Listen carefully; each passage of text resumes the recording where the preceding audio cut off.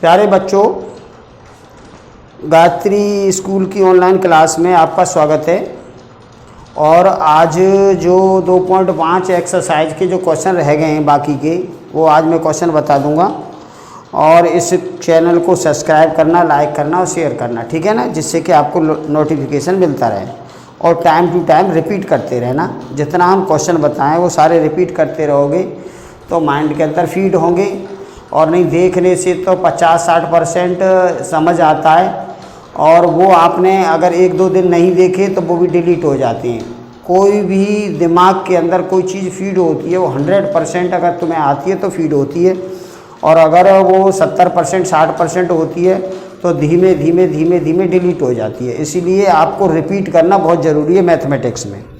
अब इसके बाद यहाँ देखिए क्वेश्चन नंबर 11। तो क्वेश्चन नंबर 11 2.5 का है। 27x³ plus y³ plus z³ 27x³ plus y³ plus z³ minus 9xyz। इससे हमें गुणनखंड करनी है। तो ये किस टाइप का है? a³ plus b³ plus c³ minus 3abc वाला फॉर्मूला है। तो इसमें फॉर्मूला जो यूज हो रहा है, सूत्र जो लग रहा है इसमें, वो सूत्र है हमारे पास x की घात 3 y की घात 3 z की घात 3 माइनस 3xyz बराबर, यहाँ फॉर्मूला होता है x plus y plus z, और दूसरे ब्रैकेट में x² plus y² plus z² और minus xy minus yz minus zx। ये आपकी सरल सरलिका है, ये आपको याद होनी चाहिए। याद नहीं है तो फिर आपसे क्वेश्चन नहीं होंगे। अब हमें ये जो दे रखा है वो लेफ्ट हैंड साइड में जो संख्या है ये वाली इस टाइप का दे रखा है, और ये हमें इस टाइप का बनाना है। तो इसको यहाँ हम करते हैं। तो ये है ना, ये 27 3 की घात 3 होती है। तो इसको 27 को लिख सकते हैं हम 3x की घात 3, 27x³ को 3x की घात 3, और ये y³ या z³ तो यहाँ लिख दो प्लस y की घात 3 और प्लस z की घात 3। ये ठीक है। अब इसके आधार पे यहाँ माइनस 3xyz लिख देंगे हम, जो ये मिलना चाहिए। तो यहाँ देखो माइनस 3x हमारे पास ये है, और y ये है, और z ये है। तो ये जो मैच कर रहा है इससे कि नहीं कर रहा है, तो 3 3 9 xyz, तो 9xyz, तो ये सही है। इसका मतलब ये है कि हमने x³ y³ z³ जो बनाए वो सही है। अब ये इधर साइड का हमने बना दिया, अब ये लिखना है। तो इसको लिखने के लिए सिंपल है, आप लोग है ना ऐसा करो, जहाँ x है, देखो x जहाँ है वहाँ है 3x, और y है और z है।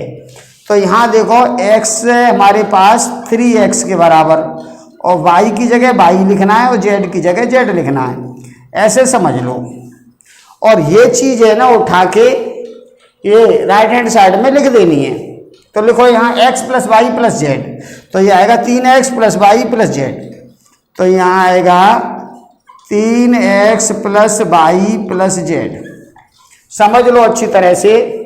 इसकी तुलना इससे की तो x 3x के बराबर है, y के बराबर है, z के बराबर है, ठीक है ना। तो ये है।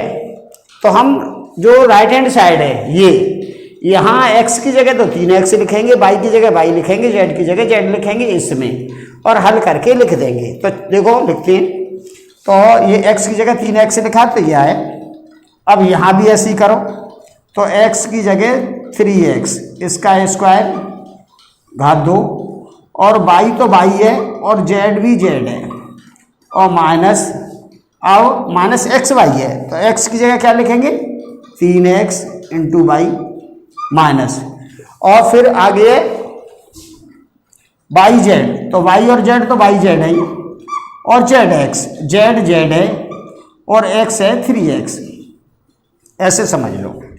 बस इसको हल करके लिख दो। तो यहाँ आएगा 3x plus y plus z, और दूसरे में 3x का वर्ग, तो 3 का वर्ग 9 और x का वर्ग x वर्ग, और ये तो y है और ये भी z है, माइनस ये क्या है हमारे पास 3xy, ये माइनस के yz, और ये भी होगा -3zx।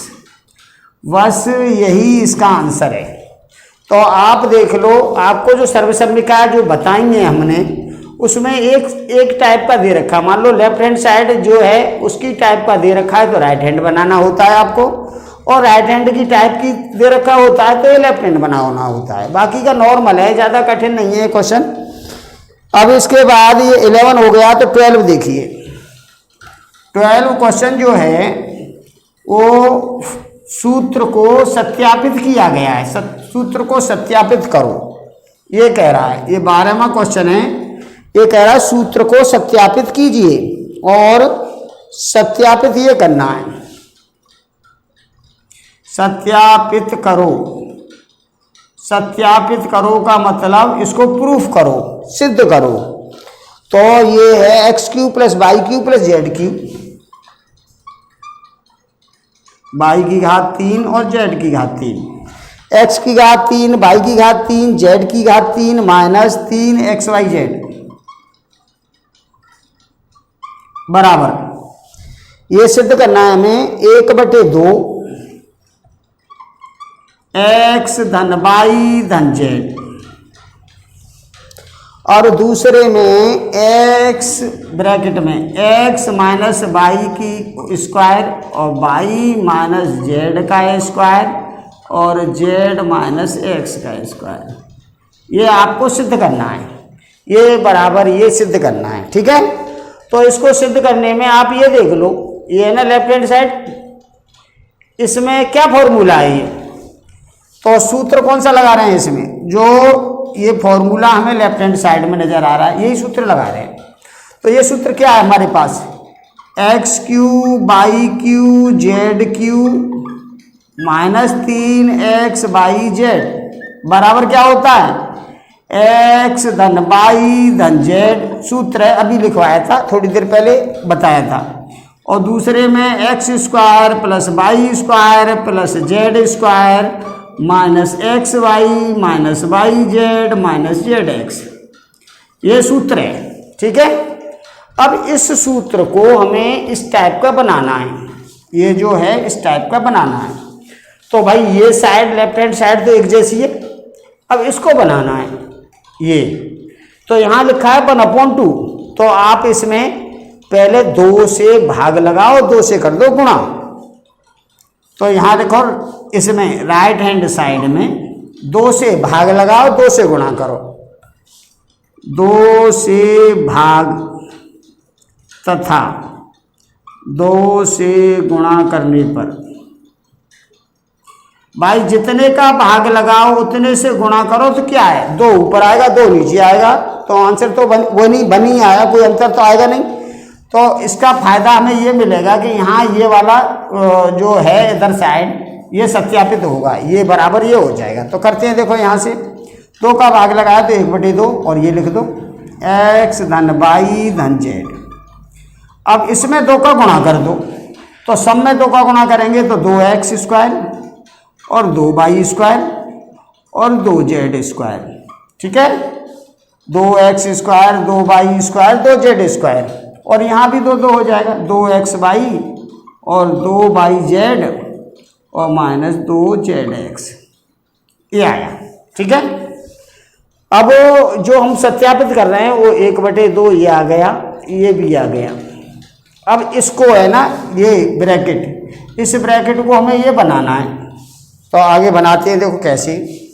तो यहाँ से देखो 1/2 x + y + z, यहाँ x 2x है तो इसको ऐसे लिख लो x² + x², और y 2y है तो इसको भी लिख लो y² + y², और ये 2 है तो ये भी 2 है तो ये लिख लो z² + z², और इसको ऐसे ही लिख दो -2xy minus 2yz minus 2zx। अब ये क्यों लिखा है हमने, वो इसलिए लिखा है कि फॉर्मूला बनेगा। यहाँ से देखो 1/2 हमें वहाँ पे नजर आ रहा है एक्स माइनस वाई का होल स्क्वायर। तो एक्स माइनस वाई का होल स्क्वायर क्या होगा? X square plus Y square minus 2xy। तो इसको मिलाएंगे तीनों को तो ये हो जाएगा एक्स माइनस वाई का होल स्क्वायर। और यहाँ पे वाई माइनस जेड का होल स्क्वायर, तो वाई माइनस जेड का होल स्क्वायर क्या होगा? Y square z square minus 2yz। तो ये हो जाएगा वाई माइनस जेड का होल स्क्वायर। अब जेड माइनस एक्स का क्या होगा? X square plus Z square minus 2xz। तो ये हो जाएगा जेड माइनस एक्स का होल स्क्वायर। तो हो गया सिद्ध। ऐसे हमें ये सत्यापित करना है। तो हमने एक सूत्र लिखा, ठीक है। तो जो लेफ्ट हैंड साइड है वो तो ऐसा ही है। अब इसको हमें चेंज करना है। तो यहाँ सूत्र लिखा तो 2 का हमने भाग लगाया, 2 से कर दिया इसमें गुणा। यहाँ गुणा कर दो, यहाँ गुणा कर दो। 2 जगह तो गुणा कर नहीं सकते, 4 हो जाएगा। 2 ही का गुणा करेंगे तो 2 का गुणा कर दिया। तो यहाँ से देखो 1/2 ये यहाँ आया। अब एक्स स्क्वायर को लिखा है x square plus X, Y square को 2y स्क्वायर को Y square plus Y square, 2z square को Z square plus Z square. ये लिखा, ये लिखा, ये लिखा, ये लिख लिया। अब यहाँ हमें दिखाई दे रहा है एक्स माइनस वाई का होल स्क्वायर। तो इसका सूत्र होता है x square plus Y square minus 2xy। तो ये और ये, इन तीनों को मिला के ये बनेगा। और वाई माइनस जेड का होल स्क्वायर क्या बनेगा? Y square plus Z square और माइनस 2yz। इसको मिला के ये बनेगा। बाकी के जो बचा है x square plus Z square minus 2zx, ये जेड माइनस एक्स का होल स्क्वायर। तो ऐसे हमने इसको सत्यापित कर दिया, ठीक है। अब इसके बाद में आगे देखिए क्वेश्चन नंबर 13। तो इसमें हमने एक सूत्र की हेल्प ली है, बस एक सूत्र लगाया है और लेफ्ट हैंड साइड तो वही है, राइट हैंड साइड को चेंज किया है। अब इसके बाद ये क्वेश्चन नंबर कितना? 13 क्वेश्चन जो है, 13 क्वेश्चन है हमारे पास। x plus y plus z बराबर 0 दे रखा है। यदि x plus y plus z बराबर 0 तो सिद्ध करो, तो दर्शाइए, ऐसे लिखे तो दर्शाइए कि x cube plus y cube plus z cube minus 3xyz बराबर 0। ये हमें सिद्ध करना है। ये होगा, यदि j 0 होगा तो ये होगा। देखो अब इसमें भी सूत्र लिखेंगे, ये वाला सूत्र लिख दो। तो देखो सूत्र लिख रहे हैं हम पहले।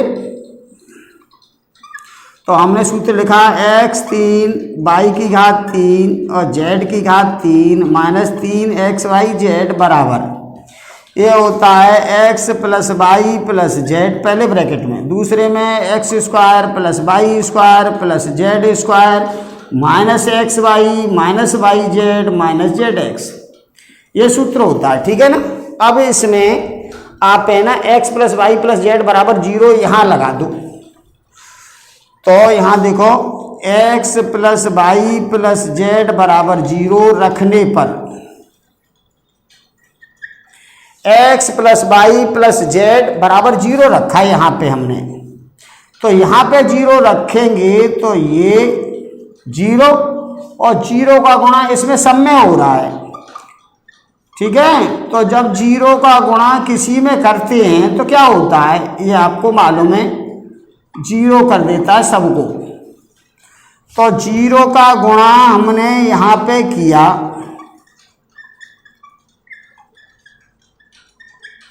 तो ये जो 0 का मान यहाँ दिया था ये हमने यहाँ लगा दिया।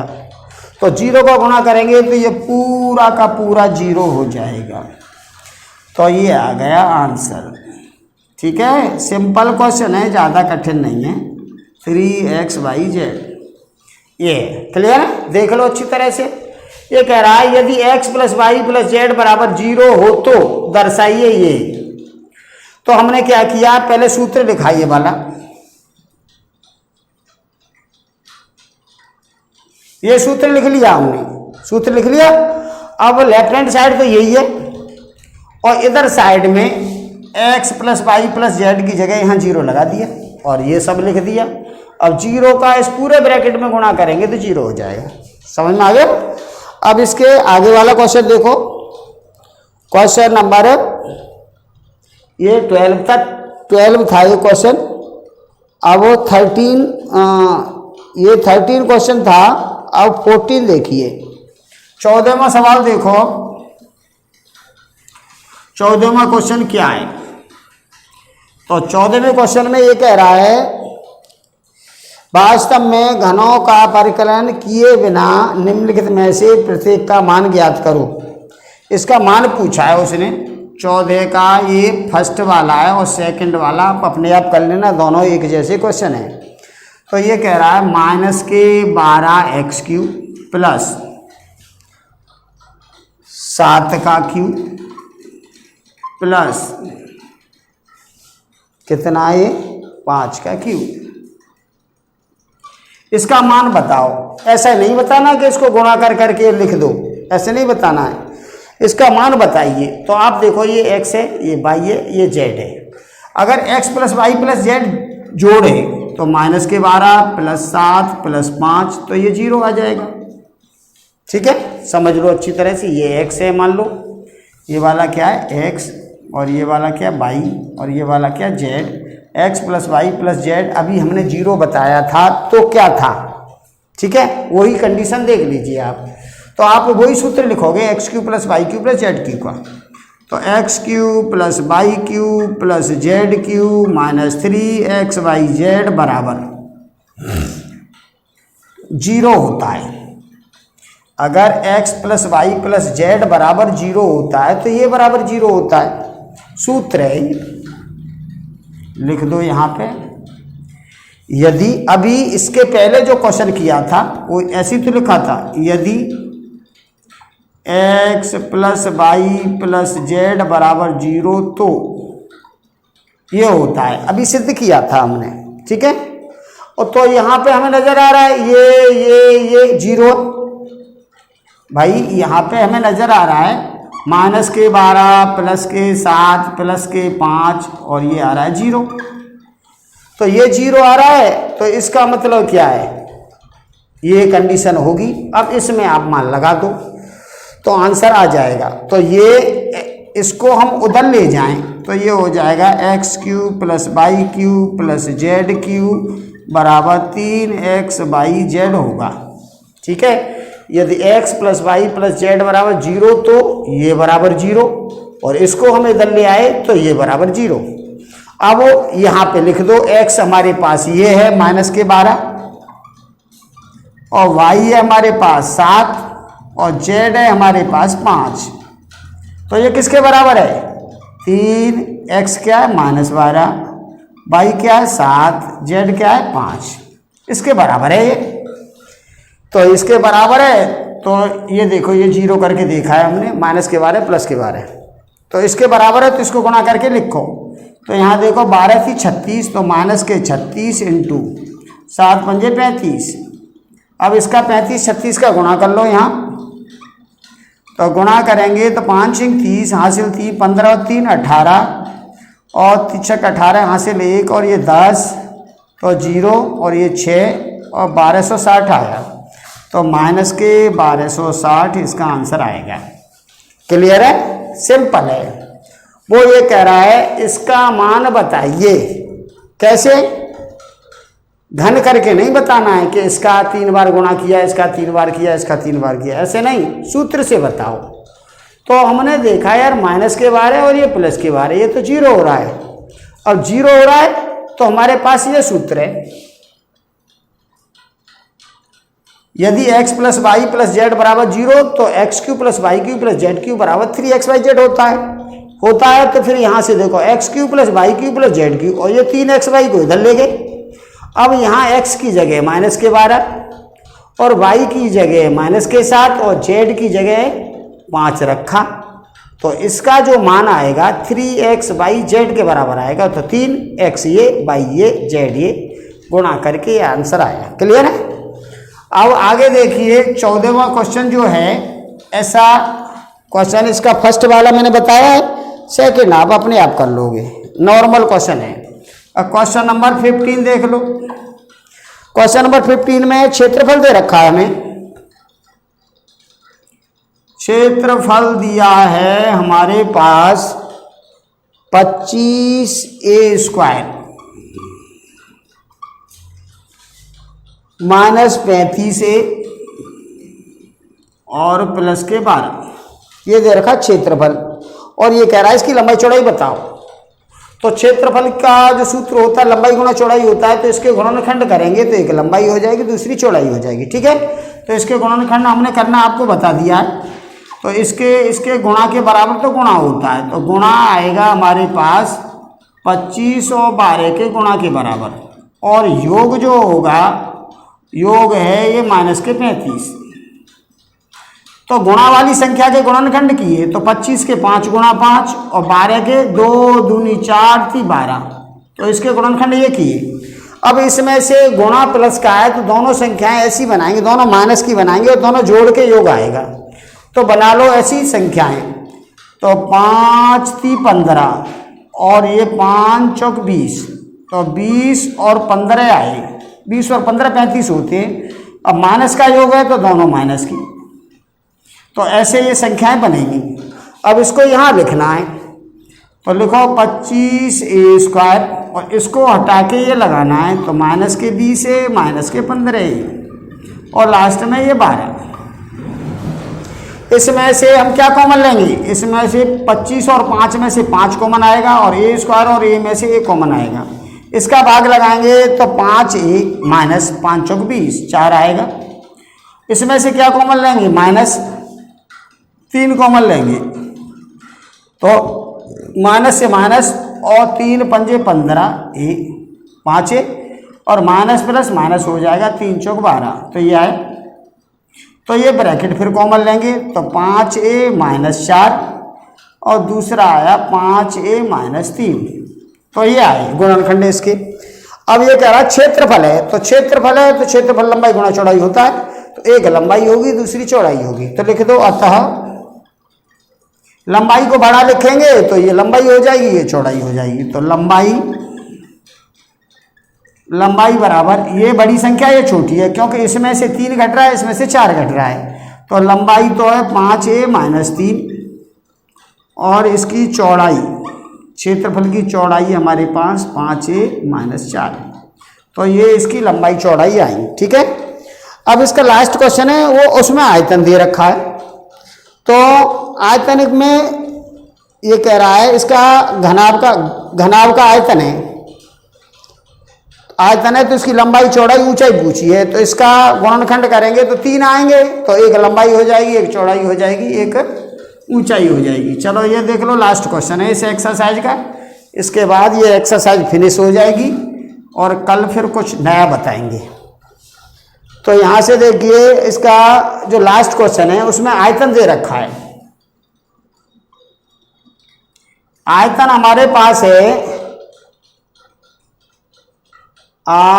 ये दे रखा है 3x² -12x, 3x² - 12x दे रखा है। अब इसके गुणनखंड करो तो इसमें से क्या कॉमन आ सकता है, 3 और 12 में से 3 और x² और x में से x, इससे भाग लगाएंगे तो x आएगा, इससे भाग लगाएंगे तो ये 4 आएगा। तो इसके गुणनखंड क्या हुए, 3 हुआ, एक x हुआ, ये x - 4 हुआ, तो ये 3 गुणनखंड हो गई, तो ये लंबाई चौड़ाई ऊंचाई है। तो लिख दो अतः लंबाई हमने मान ली 3, चौड़ाई मान ली इसकी x और ऊंचाई मान ली हमने x - 4, तो ये लंबाई चौड़ाई ऊंचाई आएगी, ठीक है। तो क्षेत्रफल दे रखा होता है तो उसके 2 गुणनखंड आते हैं, एक लंबाई दूसरी चौड़ाई, और आयतन दे रखा होता है तो उसके 3 गुणनखंड आते हैं, तो लंबाई चौड़ाई ऊंचाई, ठीक है। तो ऐसे ये एक्सरसाइज आज संपन्न हो गई। अब कल नई एक्सरसाइज शुरू करेंगे, नया चैप्टर शुरू करेंगे। और धन्यवाद बेटा, अच्छी तरह से प्रैक्टिस करना।